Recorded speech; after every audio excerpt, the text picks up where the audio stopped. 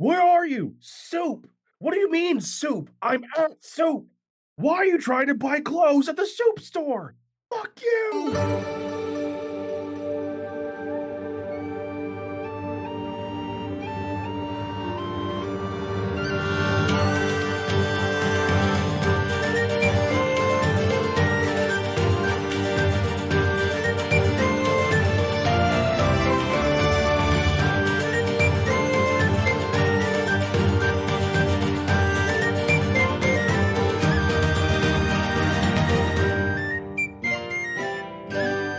Hello, everybody, and welcome to Game Woven, a collaborative storytelling collective building a world one game at a time.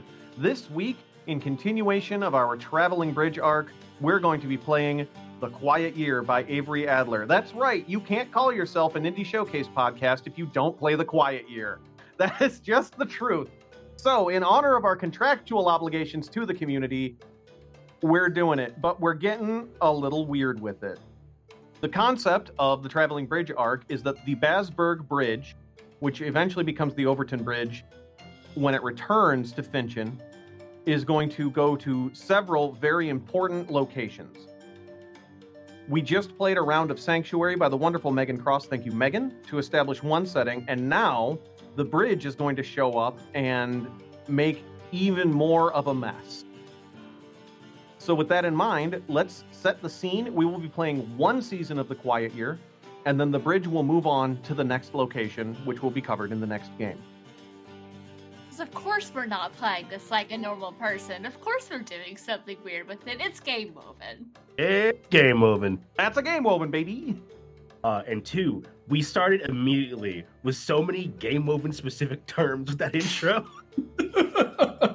We are a year in. We get to, honestly, if people have made it this far, Valid. then they can get comfortable with the deep lore. It's going to be okay. It's going to be fine. I don't know. I don't think you said that anything was going to get particularly weavy. I would describe this as the weaviest arc, I think, in concept. We are getting weavy in here. Yeah. We're getting mad weavy with it. Every arc so far has been kind of weird, but like this is probably the most.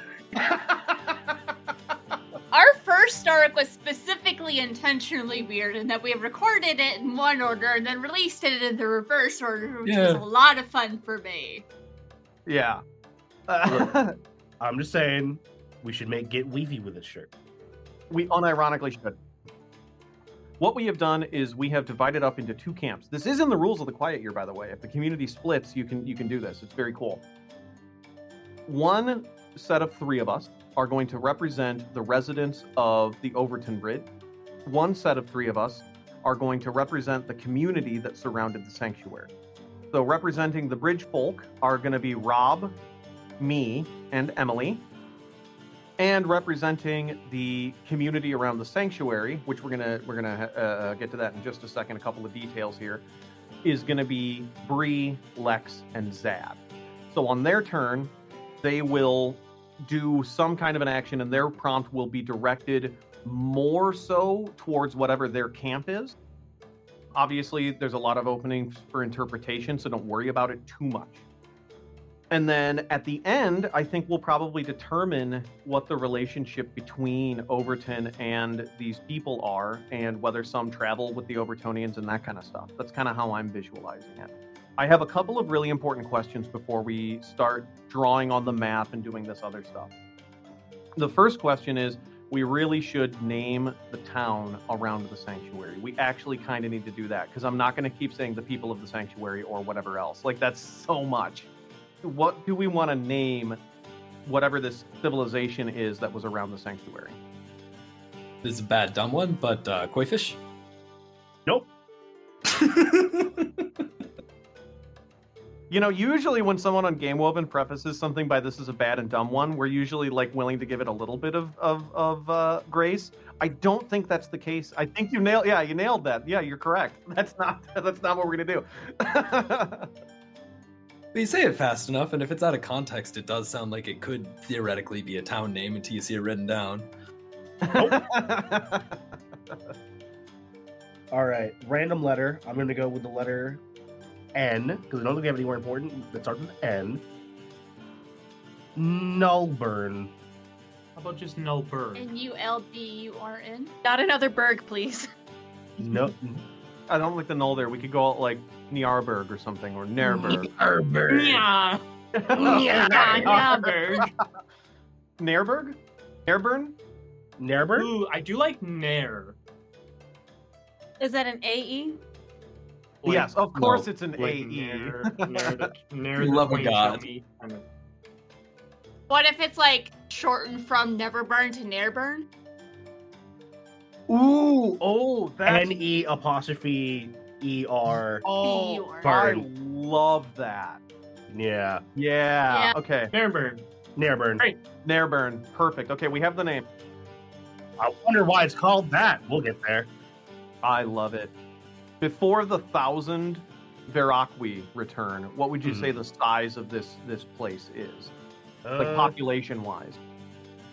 Do we want to be a village or like a town or city? Like, I was kind of thinking that too. Like, like, is it a thorp, a hamlet, a village, a town? Like, Thorp is well- way too small. like I'll say it has to be big enough to constantly supply guardians.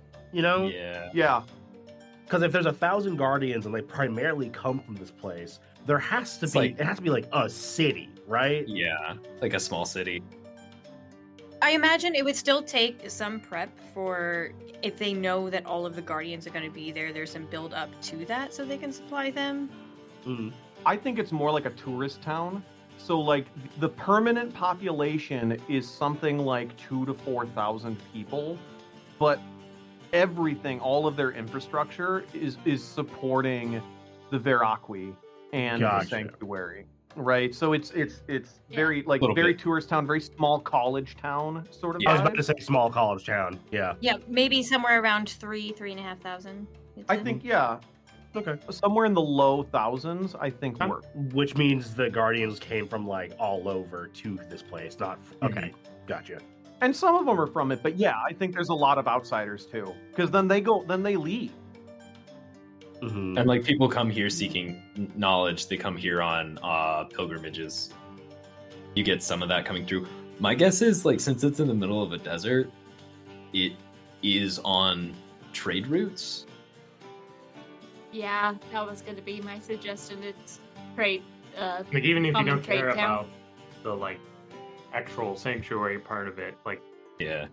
there's only so many places with running water. Yeah. True. We will get to when we build the map. I feel like we're Mhm. talking about a resource. We'll get to that part when we start building the map. Okay, so we've got that. And then this is a very important question that has far-reaching ramifications. So let's give this one a think. How long before the Council of Grey, which is the end of kind of like, which is our hard stop for this timeline for Mhm. now, how long before the Council of Grey do the events of this session take place?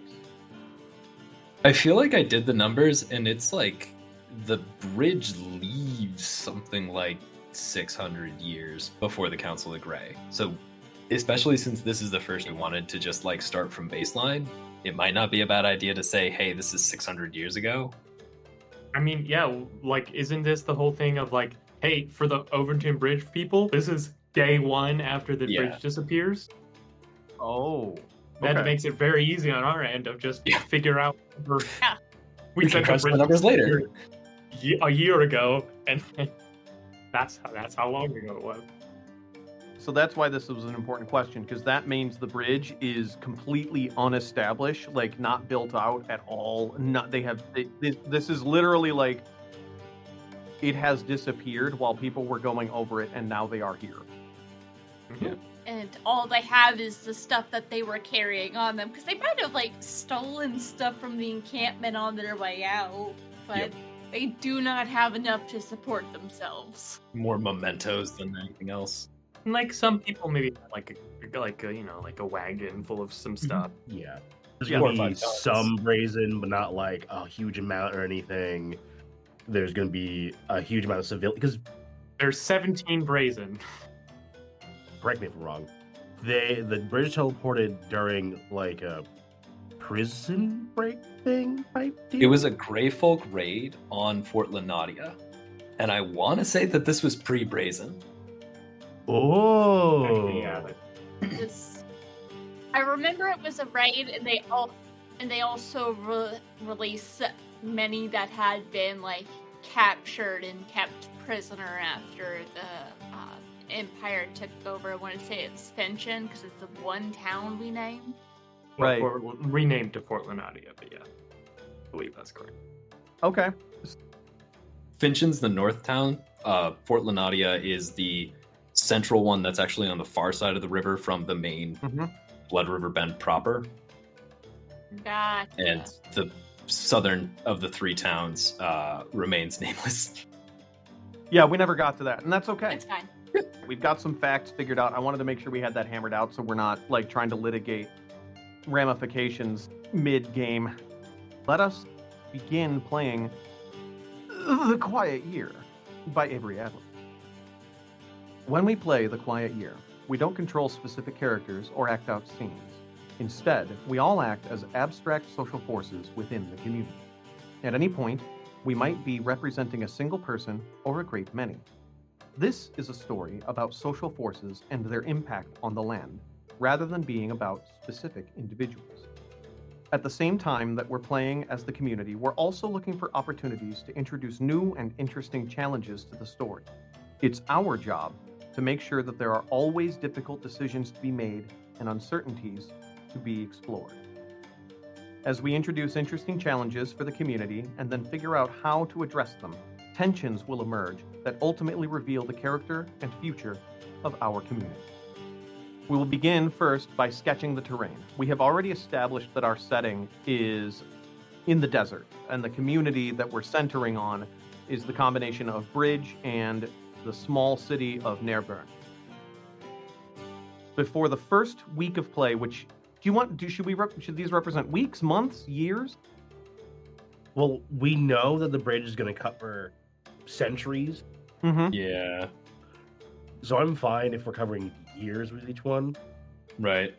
And then do like a couple of, maybe kick around what's one thing that's changed since the last time we saw the bridge whenever we do one of these seasons. Hell, if you told me that each card was a decade, I'd be fine too. So when we were talking about this as a team before, and I like years is fine. When we were talking about this before in the group chat, we were sort of mentioning that these aren't the only 4 stops the bridge is making. These are just the 4 most important ones. Sometimes the bridge ends up in the middle of nowhere. Sometimes the bridge ends up next to a town, but it's very inconsequential. These are sort of the really big important moments for the bridge. And so even if it's going to jump 600, a million times, these are the highlights. Let's do years. Yeah, let's have this one be years at least. And then Okay. we can- I like years here. So that's going to make a huge difference when we're planning projects, right? You can do really big swings with your projects. Yeah. Before the first year of play, we establish a general landscape for our map. This begins with a brief discussion about the general terrain and habitat. We did that. Once we agree, which we have, each of us introduces one detail about the local terrain and then sketches it onto the map. These sketches should be rough and simple, leaving lots of blank space for additions during play. The community itself should be fairly large on the map, perhaps taking up to 1/3 of the sheet. Usually the community has around, well, in this case, 3,000 to 4,000 members. We are, of course, since it is a visual game, using our beautiful friends Owl Bear Rodeo. I added a little circle because it's just kind of a given that the sanctuary's on this map somewhere. We can move that around. That's just kind of a given. Actually, Bree, do you want to move that just a little bit more north so that we've got some kind of space to work around with, and then we'll just draw in sort of the boundaries of the community a touch. But we know there's a village around there. What I want to do is we'll go around and each of us will add something. We're all going to add terrain things onto the map because the bridge hasn't really established itself very well. I think in future ones we'll add stuff to the bridge and we'll add stuff to the map itself. Joke's on you. I already added something. I see the little You fish did. in the corner, Lex. Yeah. I was going to pitch that we use that for the sanctuary marker, but The circle works just fine. That's a little. The circle's a little clearer. Who wants to declare the first interesting landmark? I want to establish something right now that we're gonna have to figure out for every other season, which is that the bridge doesn't just show up somewhere; it has to connect two things. Right. It has to be a bridge. It doesn't just go somewhere. That's fair. I like the idea of there being one end is a big mesa. I like to imagine. Now, this is the fun part where I know nothing about the sanctuary. So, Okay. But I'm going to say there's a big mesa, which the way I'm drawing it on the map, viewers, looks more like a volcano kind of deal. Now, remember, we don't need to describe the actual drawings. What we need to use is verbal descriptors of location. There's a big mesa in the southwest corner of the map. Yeah. Yes. And then I'm trying to think what's something fun to connect the mesa to. You want another land formation, and you want the bridge to be up from the mesa to another landmark. Is that what you're saying? Right, Yeah. the bridge is connecting two things. So the top of this mesa. I mean, to be fair, the things it could be connecting are the top of the mesa and the sanctuary, which would mean that the bridge is at a slant. So I had a thought of maybe there's just this stone wall. No one knows what it once belonged to, but it's still part of the wall remains in the desert. So the bridge connects this random piece of wall to the mesa. That's a big wall. Wall around Second Mesa. It doesn't have to actually fit the bridge, it just has to be there. I'm gonna make those two ideas kiss. Deserts usually happen because mountain ranges stop precipitation, all that. So it's connecting a mesa and a kind of lonely mountain that's at the very end of a mountain range. So this sanctuary is actually at the very start of a desert. So we've got a southwestern mesa, and then I'm gonna put a third down in the northeast, a mountain. That's what the bridge is connecting. This is a very long bridge. Well, that's what I was about to say. It's also a magic bridge. So if it doesn't fit, it fits now. Mm-hmm. It sure does. That's even sillier. Now there's just a very long bridge. Yeah. People who are on the bridge are just wait a minute. Why is this What? suddenly long? Oh, now that's a big bridge, Rob. Okay, this is happening. That could cause some havoc. That is the biggest bridge in history, I think. Now, here's the thing. Not only were we told to take this way, but I remember hearing that where the bridge showed up and a lot of people died. So, Look, I'm not complaining. That's just big. just as a As- note, viewers, the bridge is going to span the entire map. Yeah. It's literally Is the across the decision I made. entire map, the long, diagonally, the long way. Check out Okay. our social media. There will be a picture of it on there eventually. Yeah, All right. the drawings Let's- will be bad. Bree, what is your thing? I'm going to do something that is very, very reminiscent of the first time we ever played this game. There's just a well in the middle of the desert that's directly underneath where the bridge shows up. Right smack in the middle. There's just this well. I like to think that one of the secret mechanics of some of the secret mechanics of the bridge are it must connect two things and it must be over water, and so this technically counts. Yes. I just see Bree bringing Letheris everywhere. Yeah. Oh no, I was referring back to when we had the floating desert and I put a hole in the middle of the floating desert. Which the viewers never heard about. Right. Nope. No, so I have no idea what you're talking about. Yeah, exactly. All right, so we've got a little well. Is the well functional, or is it literally a hole in the middle of the desert? I think it's actually functional. I don't think it's the same waters you find in the sanctuary, but it is functional. Okay. That might be where the people from the town get theirs. How much it has, how often you can pull from it, we can figure that out later, but there is water in the well. Emily, your landmark. I've just thought of something at this moment because I had no thoughts before this. I'm going to add what is essentially a sundial around the sanctuary. Oh, hell yeah! You want to buy a sundial? The entire outside area of the sanctuary is just like a stone mosaic sundial now. That's awesome. I love it. Which kind of ruins the sanctuary was a little hidden, but it was only hidden for a while, and then it's like, well, they can find us now, so let's do something cool with it. Maybe it's a hiding in plain sight thing. Yeah, like if you don't know what you're looking for. You think the sundial is the big attraction? Like It could be a thing of like the sundial is like technically just natural rock formations that people have like cleared away, but it does just still look like natural rock formations if you don't know what you're looking at. Be something like that. But they are very much man-made. Like Mhm. these are artsy rock formations. Ooh, Not okay. like Got it. obviously these are carved marble statues that belong in a Mm. museum, but no, these are very local artist done kind of designed. They regularly get covered by sand and then uncovered, so you never know what part you'll be able to see. Lex, your landmark. Let's see. We got a big old mesa, big ass bridge, mountain, sundial. Well, do I get fucky with it? Yes. Please. All right, cool. A big ass abandoned giant anthill. Oh, yeah. Where do you want to put the abandoned anthill? Yes. Yes. Is just the anthill giant, or were the ants giant as well? Unknown. Well, like, are the holes going in and out like enormous, or? They are of varying sizes. Yeah, I was gonna Oh, say mix no. of both. It's gotta be. Is this an anthill or like termite mounds, like the towers that termites make? We just do a big anthill. Are termites.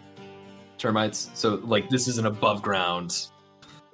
The vibe that I was getting off of what you were saying, Lex, is like a termite, like giant termite mound. And where are you placing this, Lex? East. Never. All right, southeast of town. Never eat soggy. Yeah, southeast. Such a useful trick. Outstanding.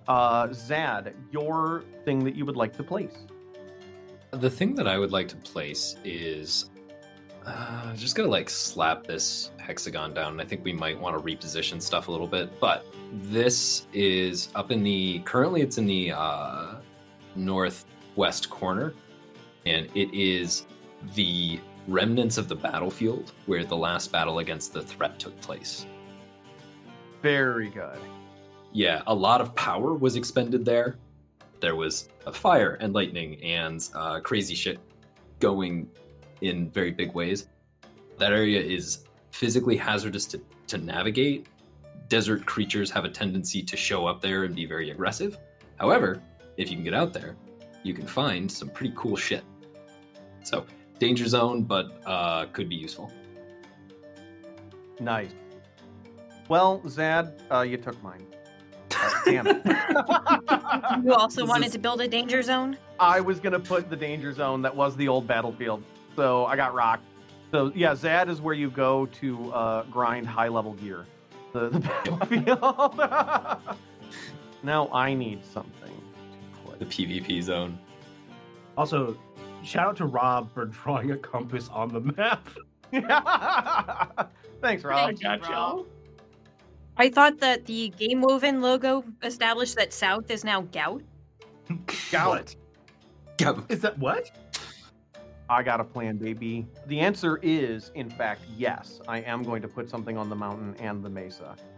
At the base of the mountain. So this is the last mountain in a mountain like chain that stretches north and then I think curves around to the west. And this is sort of the last like mountain, and then the rest is hills. And now we are in the desert. So because this is the last mountain, I actually think it's a pretty important place, historically stretching back centuries into the past. This has been an important mountain. And so at the base of it, there is a shrine, and it's a pretty big shrine, and it goes a little bit into the mountain. But what's really cool about this shrine is the entrance is lined with mirrors that all point varying directions.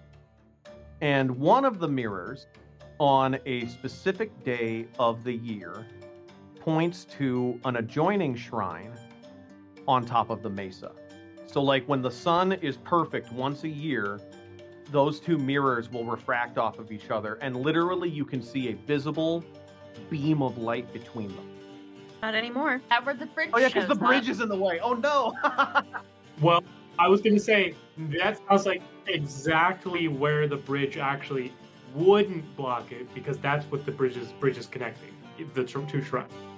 Right? That sounds to me like a perfect exact Awesome. point of where the bridge is connected. So what you're saying is that once a year, a bright, contiguous beam of light is going to shine all the way across the bridge. That's the worst. Perfect. I think in that case, I want to make these shrines actually of equal height then. So the shrine on the mountain goes exactly to the elevation as the shrine on the mesa. Love it. Yep. Where the other mirrors on the shrine, the mountain shrine point, is anyone's guess. But each one of them, and let's say that there are 12 total mirrors.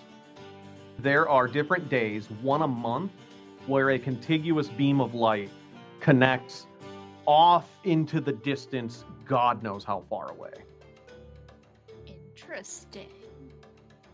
I love that. So that is all of our fun little landmarks. And in addition, around the sanctuary is a town, and we have established in the town there is a university as well. Probably it's called the University of the Veracruz. Now that we have drawn our landmarks, we do scarcities and abundances. What we'll do is we will go around. Each of us is going to name a resource. We are not going to name whether it's scarcity or abundance. You're just going to name a resource. And then we will decide which are abundant. Only one is going to be in abundance. The rest become scarcities. So we will all go around and name important resources for the community first. Do we want separate lists for Overton or for the bridge and for Nairburn? For now, let's just do it for the whole map, because once Overton is better established, then we might do that. Like it might start taking things with it. But for now, like everything is a scarcity for them. So why don't we start where we began before? Rob, name a resource. Hospitality. Ooh, hospitality. Bree. Knowledge of the local area. Okay. Emily, a resource. I want to go with stone. We can make it more generic and just say building materials as well. Yeah, that too. But Yeah, we'll go with stone. Let's go with what let's just go with what's rolling off the tongue, you know? look, You never know. It could be scarce. Who is to say? In a place like this, perhaps. Lex. How do we feel about flying scorpions? I Gotcha. hate them. I mean, kill it with fire, but also that would look really cool with the way they fluoresce in the light. And I promise they aren't giant. They aren't mouse this time. They are too dangerous. They are too dangerous. This time, they are a very good food source. Oh, Protein, interesting. baby. Okay. We'll figure that out, but I'm actually really curious. Are we raising, killing, and butchering the flying scorpions, or do they make some kind of a substance that can be eaten? I don't like the idea of milking scorpion. Well, you don't milk bees, you just harvest the honey from their nests. They process the sand into something that's edible. Glass. We'll figure it out. We'll figure it out in play. But all right, that's a weird one. Flying scorpions. You guys want scorpion honey? I kind of want scorpion honey. That's what I'm going for. That's- If prepared incorrectly, it is venomous. I think that's perfect. As I say, you're telling me that we don't have one of the Veraki or the vertically or the executors who know how to like make a sustainable food source off of flying scorpions without killing flying scorpions. It's kind of one of those things like we just use like every part of the scorpion. Well, I mean, like all the executors are dead, though, except Yeah. one. I will say I was trying to go big swing, and this is probably my worst big swing in the game. It's so far. Look, It's still fun. No one can have a perfect record, okay? even This- your misses are still home runs, Lex. Somehow. I was about to say this from the day that put the world on a moon. Zad. Water. Thank It's water. you. Water. Yeah. I felt bad not doing it first. I felt I was like, oh, I should have given people space to be more wacky. And I am going to say trade. Now, we must decide one of these things to be in abundance. Hospitality, local area knowledge, stone, flying scorpions for honey, water, and trade.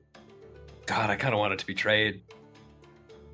I think, unfortunately, water. Water is in abundance? I think. I like the idea of it either being hospitality or knowledge. For me, they are a desert community, and if you want a community of thousands in the desert, True. you kind of need water. And they got the big conch shell. We have at least one magic water con. Yeah.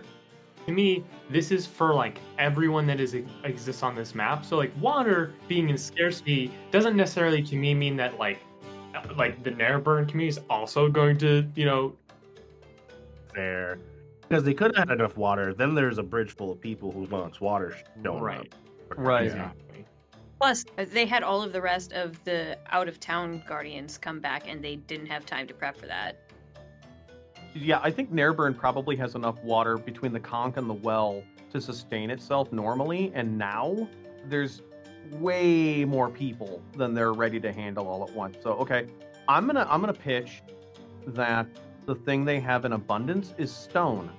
I think it's the primary building material of Nairburn, and there is a whole mountain and a mesa that they can use, and so I think maybe there's a mine in the mountain on the opposite side of the shrine. Maybe. I'm just proposing that. If someone wants to say, actually, no, they have a buttload of flying scorpions, like, I'll hear it out. My thought is, depending on how we want to start this, is if we start with hospitality or knowledge of the area, that kind of indicates that like the communities might work together at least to start, or we can have them start in a more adversarial position. Like my only thought is not knowing anything about this community except the fact that it just got its shit rocked is like maybe their one thing is like, wow, we just had the worst day ever, but we did at least get a lot more really like a bunch of new people who not only have skills but need to help us, right? Our shit got rocked, but their shit also got rocked. What's everyone think of that? Is Nairburn an especially hospitable place?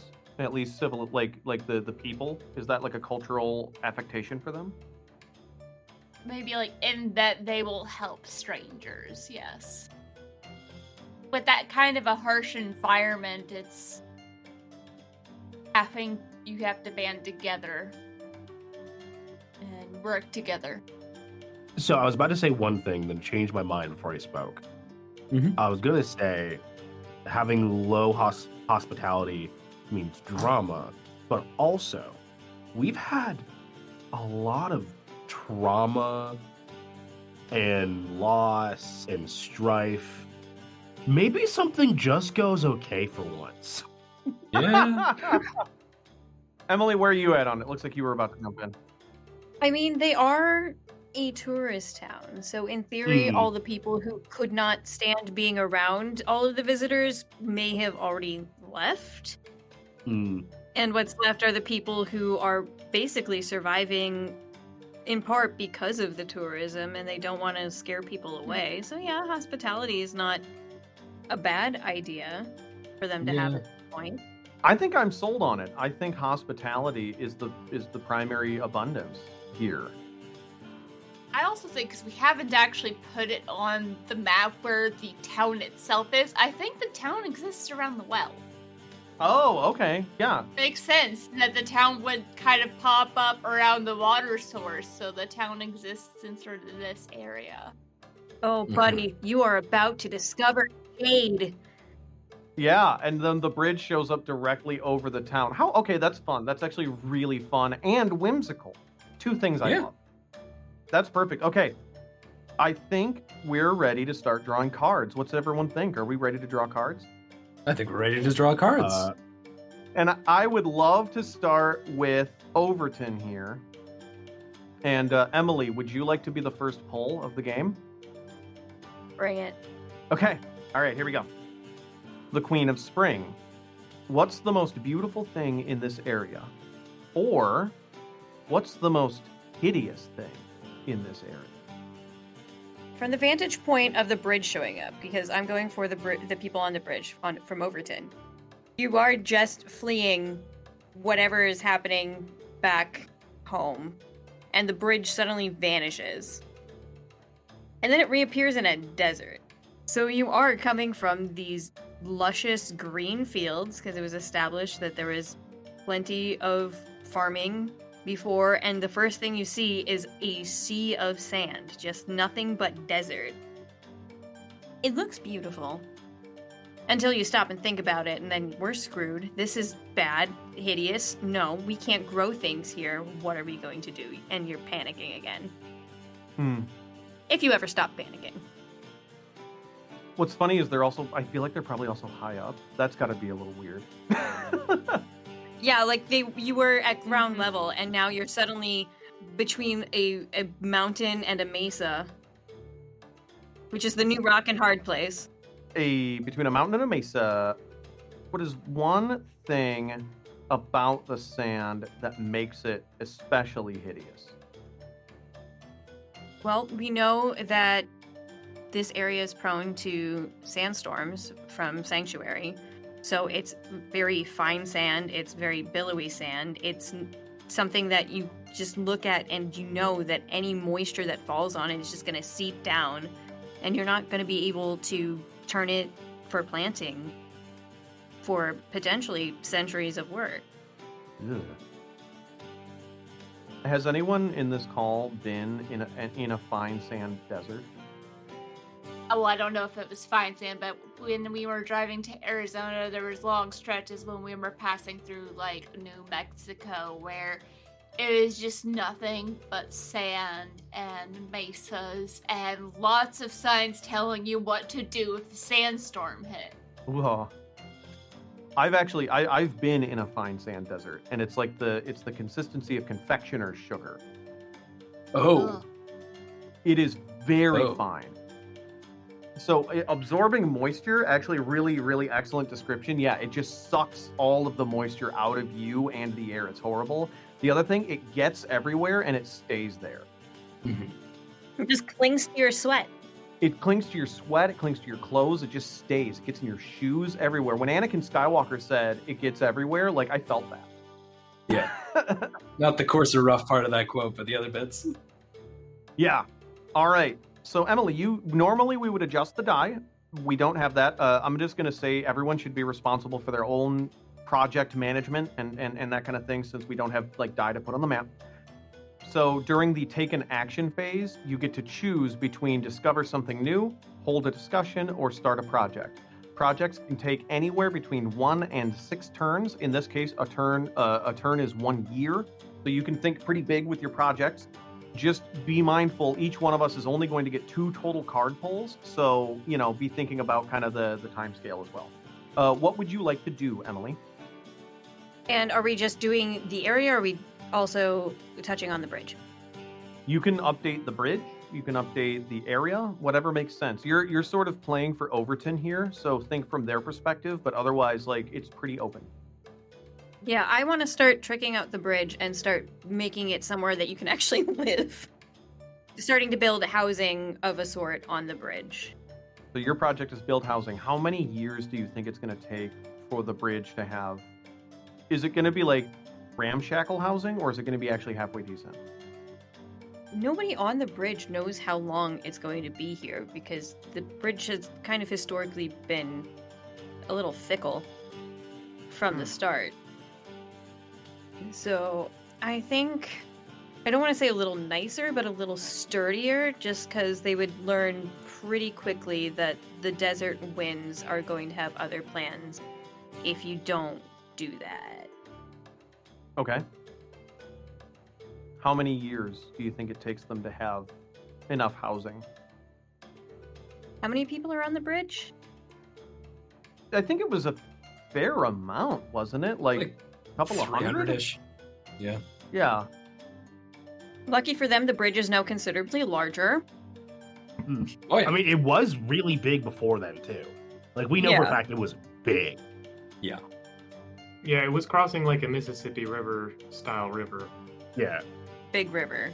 Big and it was unnamed also river. we also know it was wide. Like because they're not building like 2 feet wide, really tall houses. We know that it's wide enough. Because remember we established that when it came back. This is a big The bridge. big bridge. Yeah. Big. So how many years do you want your project to take? I don't think they'll do too much. I feel like they maybe just start trying to build from one end of the bridge. Oh, that's actually really sensible because they don't know if it goes away, if it'll be in like a thinner location. And you like lose half of your houses. They might just start building something of a town on the bridge in the shadow of the mountain. Would they build it on the end, or would they build it in the middle? Because if they don't know if the bridge will shrink. They hedged their bets and chose the shade side. That's what I would have That done too. makes sense. That makes sense to me. How many years? There's a decent number of people, and there's some hospitality, so they probably got some help from the townsfolk. So maybe 2 or 3 years. Which would you like, 2 or 3? Let's do 3. 3 years. Okay, that project will complete in 3 years, and the Basberg Bridge, Overton, will have housing. That was Emily. Bree, you are a Nairburn representative, so how about you take the next poll, Bree? Ready? Yeah. The 2 of Spring. Oh, you're gonna love this. Oh, you're gonna love it. All right, here you go. There's a large body of water on the map. Where is it? What does it look like? Or there's a giant man-made structure on the map. Where is it? Why is it abandoned? Oh. There's just this large, rectangular, nondescript, abandoned building on the other side of the mesa. It's essentially like warehouse size. No one knows why it's there. No one knows what all lives in there. Like critters live in there and so forth. And Why is it abandoned? because anyone who spends the night there dies. Oh, Yep, there we go. thank you, Okay. thank you. Outstanding. what? Don't sleep in the warehouse. Don't sleep in the warehouse. I imagine. In the spirit of being weird, is it anyone who falls asleep in the warehouse dies? Or is it anyone who enters it during the evening dies? Ooh, yeah. Like, is this some final destination? Is it about the time that they go, or is it about the act of sleeping in there? I think there's a certain time. No one knows what it is, but if you're in there around that time, you will fall asleep and never wake up again. Will Oh! no. My next follow-up question: how many Overtonians die to this before the Nairburnians, before the people of Nairburn step in and prevent them from doing that again? I feel like it probably doesn't take long because the people from the bridge, they're no strangers to curses and things like that. So I think there might have just been, like, maybe they sent out a scouting party from the bridge of, like, 10, 15 people, and some of them like, oh, there's this place to stay, it's getting late, let's just kind of camp out here. And then when they all died, the people from the bridge were like, okay, what's with that building over there? And the people never were like, don't go in there, don't be here. Okay. We'll get you something better. We have, like, tents. Do not go in that building between, like, this time. And just try and not go in there in general or spend a large amount of time. And if you start falling asleep, you need to leave. Immediately. Hunter Charles, you're back early. Warehouse is haunted. What? Warehouse is haunted. Okay. Yep. I think that's fun. Haunted warehouses are cool and based. We should have more of them in America. Who's to say we don't? We probably have way more than you know. Oh yeah. So we will adjust the die, Emily. That's you've got the one project that's active right now. 3, discover something new, hold a discussion, start a project. The choice is yours. I think there's a couple people in Nairburn who have noticed the weird pattern of, like, how dangerous that blasted area was from the final fight. So I think, especially since we have all these new people here, they're really curious. They basically set up some sort of watch or patrol to keep an eye on people who are around. I'm just gonna call it the Blasted Lands until we find a better name for it, but it fits. I think it just takes about a year for them to get something, like, solid set up that keeps people relatively safe. Okay, so the project is they are kind of setting up a patrol and perimeter around the Blasted Land. Yes. Okay. Some method of monitoring and managing the travel into and out of and around the Blasted Lands. I am into it. Thank you for listening to Game Oven, a collaborative storytelling collective building a world one game at a time. This week, as part of the Basberg Bridge arc, we are playing The Quiet Year by Avery Adler. If you like what we're doing, feel free to go and support us on patreon.com/GameOven or follow us on social media at GameOven.